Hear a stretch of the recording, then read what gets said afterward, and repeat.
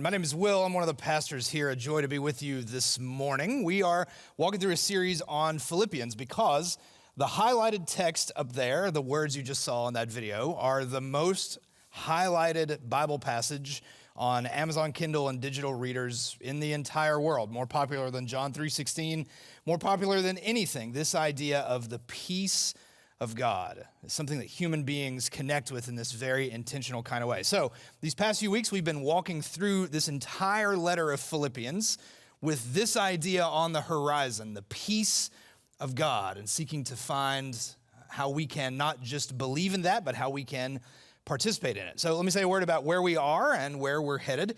We're going to spend this morning and next Sunday we'll come to the horizon. Next Sunday we'll come to that portion of the text in Philippians 4 and finish the series. We'll be in Philippians 3 this morning.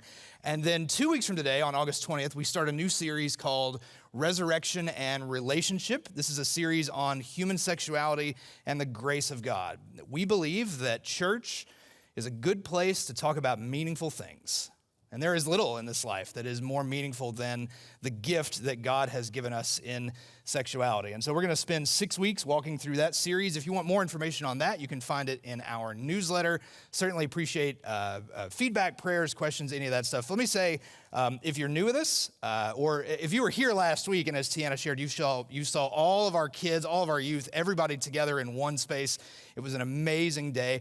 If you're new with us and you think, where's all the kids in this church? Every week, our kids and youth have their own worship service over in what we call the bubble over this way. This series, though we promise not to do anything PG-13 or anything like that, if you've got kids or youth that are in here with us, this series might not be the very best thing for them to be in. And so we just want to make you aware of that and let you know that, of course, the bubble is open every Sunday for our kids and our youth. So if you got questions about that, that's where we're headed in a couple of weeks. Happy to talk more with you about that. This morning, we want to go back to Philippians 3. As we've been walking through this series, we've been asking this question: how can I participate in the peace of God? And we've been asking questions like, who's with me? Who would send me food if I was under house arrest? Just like this Philippian church does for Paul. We've been asking about how can I be mindful in the midst of all of the actualities in my life? All these ways where I thought things were going to go one way, but actually it went very differently. And in the midst of so much uncertainty and so much that we can't know, how can we focus on loving God, not just much, but well, loving others, not just much, but well, and loving ourselves, not just much, but well? We've been asking questions like, what's my ratio of spilled to poured? Because pouring himself out isn't just something that Jesus does, it's who he is from the very beginning. And that the things that often rob us of our peace are things that we're holding on really tight to, or things that we're reaching for that we feel like are out of our grasp. And maybe God invites us to hold all these things more like this, because we, as followers of Jesus, are called to pour ourselves out. But sometimes you get spilled. I heard from a bunch of you about a wreck on the interstate on the way here. We know that there are all different kinds of spilling. We want to lift those folks up this morning. What's our ratio of spilled to poured? If you're just getting knocked into all the time in a relationship or at work, how can we examine those things and how they rob us of our peace? And last week we looked at do all things without arguing or murmuring or complaining. How are ways in which we might just have the same version of a conversation with slightly different words. We shared last week the Greek words for complaining and arguing, gongousmon and dialogismon. And I learned that if you do that with a bunch of kids in the room, those kids listen, and they will repeat those words back to you, including my own kid, all week long. Which is really ironic, because it's just a 5-year-old running around yelling, complaining, complaining, complaining, complaining.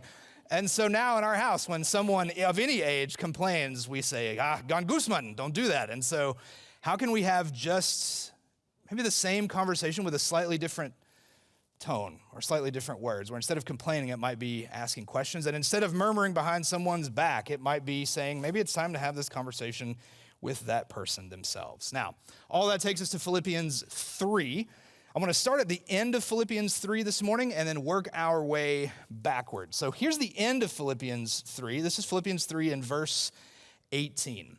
Paul writes, "For as I have often told you before, and now tell you again even with tears, many live as enemies of the cross of Christ. Let's leave that up there for just a second. As I've often told you before, and now tell you again, even with tears, many live as enemies of the cross of Christ. Now, when I think about an enemy in this case, it's easy for our brains to run all kinds of other directions. What's an enemy here? Well, heresy could be an enemy. Maybe we're tempted to think of other religions at different points could be an enemy. Maybe we get in our politics, and if we're over here, we think these folks over here are enemies, and if we're over here, we think these folks over here are enemies, and all kinds of things like that. But the truth about what's being spoken here, what Paul is getting ready to reveal in this passage, is what often happens with the Bible, is that the actual enemy is, unfortunately, much closer to home. Because remember, it's not many live as enemies of Christ, it's many live as enemies of the cross. And the cross is this place where Jesus is poured out and then invites us to take up our cross and pour our own selves out. And so as we'll find in verse 19, who's an enemy of the cross of Christ? It's those whose destiny is destruction, those whose God is their stomach, those whose glory is in their shame, those whose mind is set on earthly things. And that, y'all, sounds much more like me than I would like. It's much easier to think of the enemy of the cross as those other religions or those heretics or those fill in the party you don't vote for's. But the reality is, if to be an enemy of the cross is to say, well, it's when our God is our stomach and we seek our own glory and my mind is set on earthly thing, that sounds like me, and I think that's kind of the point. And this idea that this is what it means to be an enemy of the cross of Christ is to move myself into the center, that to be an enemy of the cross is to elevate oneself above everything else, to move ourselves to the center. Paul knows this well, because before he met Jesus, Paul was living probably a better version of this than anyone. And, as is often the case, no one knows that better than Paul. Let's back up to the beginning of Philippians 3. Here's how Paul talks about his life before he came in contact with Jesus. This is Philippians 3, starting in verse 4. Paul's talking about himself before he met Jesus. Though I myself have reasons for such confidence, if someone else thinks they have reasons to put confidence in the flesh, I got more. Circumcised on the 8th day. I'm of the people of Israel. I'm of the tribe of Benjamin. I'm a Hebrew of Hebrews. In regard to the law, a Pharisee. As for zeal, I was persecuting the church. And as for righteousness based on the law, I was faultless. Which I still a little bit want to say. Faultless, like we might be taking it a little too far. But Paul says, look, if you want to believe in the doing it on your own kind of way, I was doing it, man, and I was doing it better than anybody. The use of the word Pharisee in the previous verse is really interesting because we tend to think of Pharisees as the bad guys, and I'm not here to dispute the truth of that, but Paul is saying when he was living in that way, he was doing that better than anyone. If you know this story, he's present when other Christians are martyred, all these kinds of things. Paul knew a life of seeking his own glory and seeking it through what we would call good religious means. He knows that life well. Here's how he talks about that life after meeting Jesus. This is verse 7, the very next verse. But whatever were gains to me, I now consider loss for the sake of Christ. What's more, I consider everything a loss because of the surpassing worth of knowing Christ Jesus my Lord, for whose sake I have lost all things. I consider them garbage that I may gain Christ and be found in him, not having a righteousness of my own that comes from the law, but a righteousness which is through faith in Christ, the righteousness that comes from God on the basis of faith. So Paul puts into words something we talk about a lot, which is for us. If to be an enemy of the cross is to put myself first, to have my God be my belly, to seek my own glory, to have my mind on earthly things, if that's what it means to be an enemy of the cross, to be a follower of the cross is to take myself out of the center of the equation and put Jesus there. We talk a lot about, it's not that Jesus should be first, it's that Jesus is meant to be in the center. It's not that Jesus is the first on our to-do list of what it means to be a good human. It's that Jesus is in the center and everything else in our lives finds its place and its relationship in its proximity to the one who is in the center of it all for us. To follow the cross of Christ is to pour ourselves out just as he poured himself out and put ourselves there in the middle. Now, Paul uses the word garbage there. That's a fun word in Greek that can be translated all kinds of different ways, as refuse, as rubbish, as all kinds of things. He uses the word garbage to describe his previous kind of way of life of seeking things, and says he considers all things loss. What I would say is that it's for us, it's not that Jesus is everything and everything else in your life is trash, right? We would not say that Jesus is everything and everything else you do is trash. It's that everything else we do, as we said, is meant to be in relationship to who God is, who Jesus is, in the center of our lives.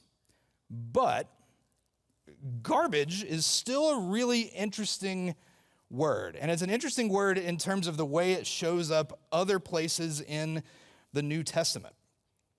When the New Testament talks about hell, most often, the word it uses is a Greek word called Gehenna, and Gehenna was a real place. It means the valley of the son of Hinnom. It's a place, you can read in the Old Testament, it was a place where child sacrifice was done. Prophets speak curses over it. It was not a good place.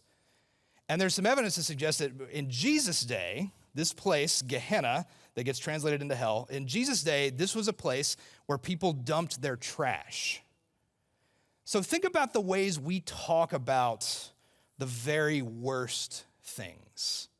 When you and I think about the very worst things, when you and I think about hell, what are the things that we think of?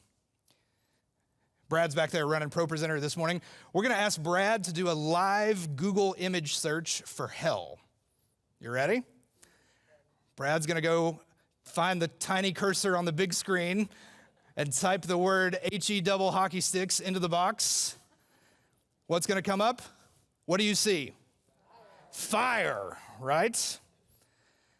When human beings think of hell, the primary visual we have is fire. Now, let me be clear. I'm not here to say that there's no fire in hell. I'm not here to say that even in a trash metaphor that there isn't, trash isn't being burned, those kinds of things. I'm simply suggesting that predominantly for us, human beings, when we think of hell, we think of fire.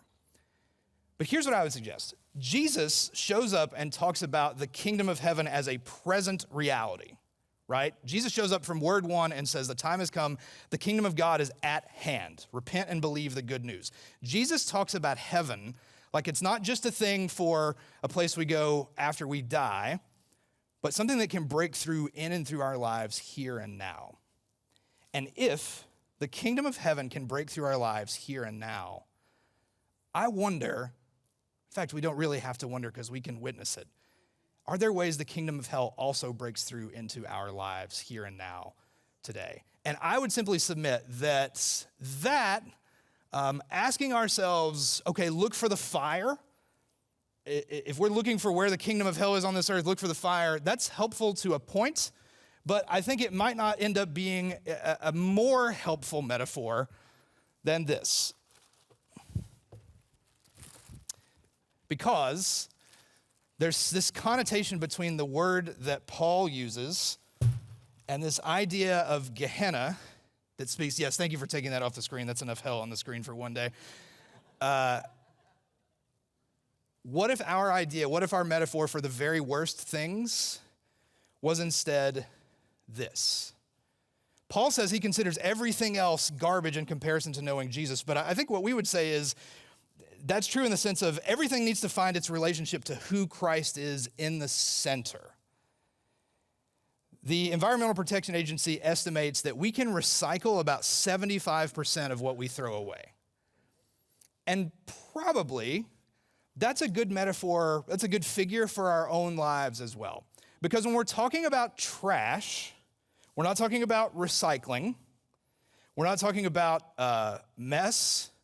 I hope not, anyway. Listen, if you ask anyone who works here who has the messiest office, it's me in a landslide.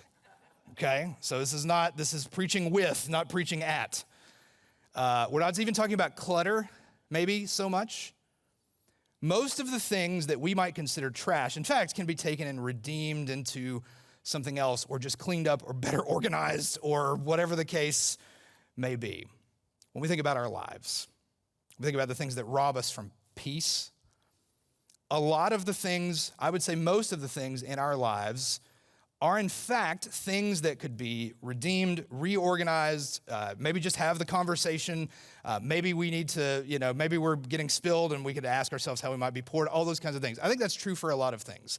But there are some things in our lives where that thing is the thing that's getting in the way of the redemption.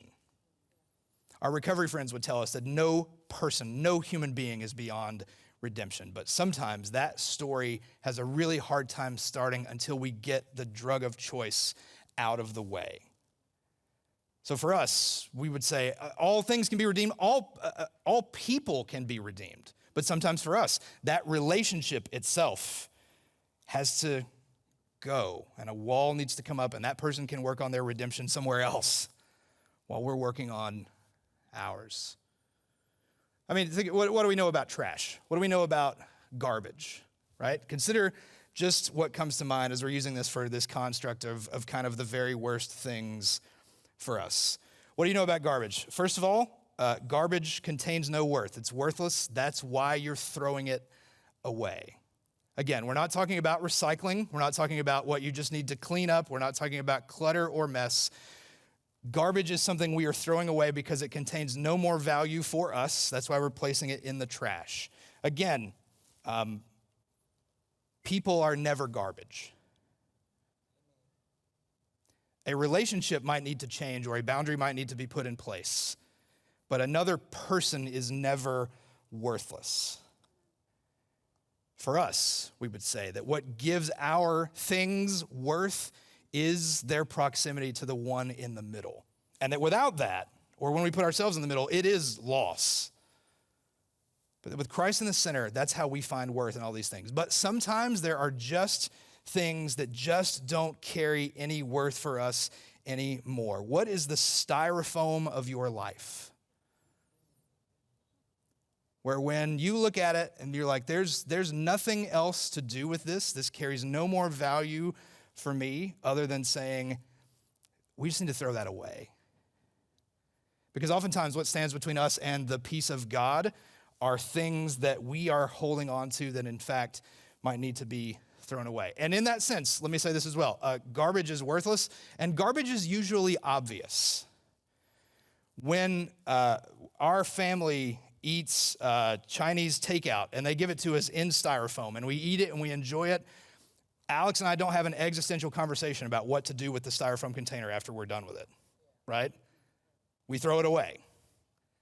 Not recycling, not these other kinds of things, but oftentimes garbage tends to be obvious. And I would say, not just for our lives individually, but man, for a church and a community, you can find the most traction by asking the most number of people, hey, what's no good in this town? What's trash in this town? Because we believe that people not having enough food to eat is obviously garbage. And so that's why we feed 900-something families a month through our food pantry. We believe that people not having clothes to wear is obviously trash. And so that's why the clothes closet exists to help solve that problem. We believe that students going into a new year in a school system without school supplies is garbage. And that's why we exist to create, and not to create, but to help meet that need. You can do a lot of good. A church can do a lot of good asking the question, what do the most of us agree stinks in this town? Because the thing about garbage also, it stinks.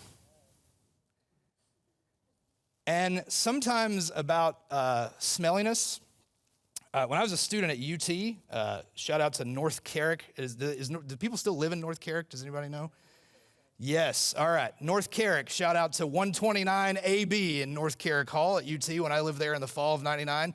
My mom would come by my dorm room occasionally. You ever have your mom come by your dorm room?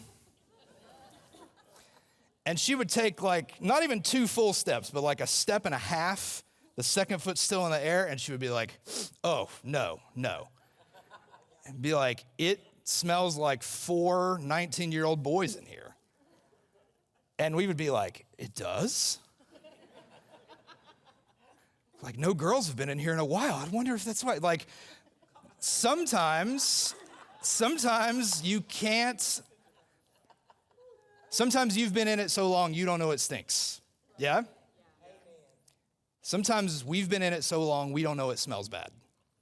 And we need other people in our lives who, in kind, Jesus-loving, non-Gon Guzman kind of ways, will say, hey, it smells in here. We need people in our lives who can kindly, gently say, like, hey, that thing or that drug of choice or that specific relationship or that situation or this thing you're holding on to or this behavior or whatever, like, hey, man, it's trash. And it's smelly and it's obvious and it's worthless and all of that to say that trash also, it's got to go. You can't hoard it in the basement. I've tried. It's a terrible idea. You can't, like, it's got to go. If it stays, it will only get worse. Trash has to go. And we do not mourn its absence. Do you know what happens to your trash when they pick it up at the curb? Me neither. And I'm sure there's good work, like absolutely, there's good work to be done about landfills and environmental protection and all that stuff. And if you know stuff about that stuff, you come tell me and I'll say this part better in the second service. But like I don't sit around and think about that styrofoam container that I threw away last week. And it's much the same with God and our stuff.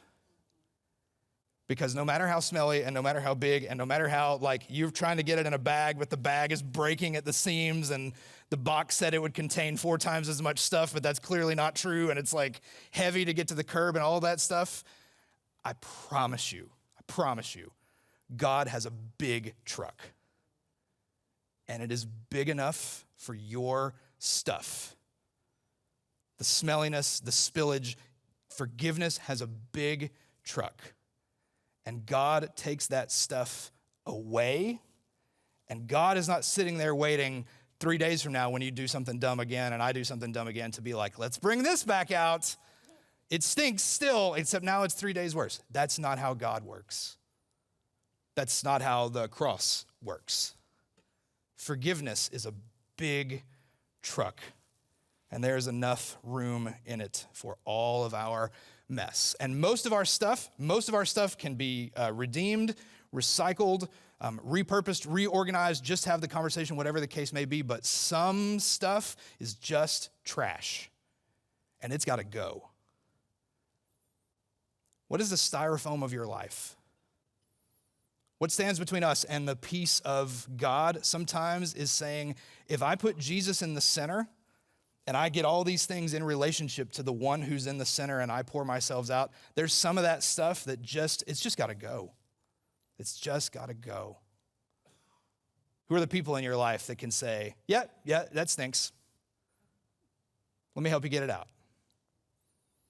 And all of this, as we move toward communion, is a process that we participate in because Paul ends that whole section this way in verse 10. I want to know Christ. Yes, to know the power of his resurrection and participation in his sufferings, becoming like him in his death, and so somehow attaining to the resurrection from the dead. What we do here, what we seek to do here, and not of our own will and white knuckling, what we do by grace through faith, is share in his death so that we can share in his life. And sometimes part of sharing in that death is just saying, you know what, that's got to go. Or that thing that you're struggling with and I see it and like, hey, that stinks, like that's got to go. And again, remember, trash tends to be obvious. So trash tends to be something where you don't have to have long conversations about is it or isn't it. Trash tends to be things that have lost their value to you and are obvious and stink and must go. And people are never trash. And maybe someone else treated you that way in the past, but people don't get the last word on you. The cross gets the last word on you. And this Jesus went there for us, not just went there, but lived his whole life pouring himself out for us in all of our smelliness and all of our mess and all of our stuff and all of that needed to go. And he made a way for it to go. And not just to go, but in its place for us to find a life where we might continue to participate by being his disciples and sharing in this same spirit of death and resurrection. And so as we prepare to come this morning, what's the styrofoam of your life? And we come together to take the same bread and the same juice. One of us won't come up here and be like, I got no styrofoam. I got no trash. Everything's perfect. If so, you don't need this. But thanks be to God that we have one who invites us to participate in this together, to seek to move Jesus in the center and consider every other aspect of our lives in its relationship to him.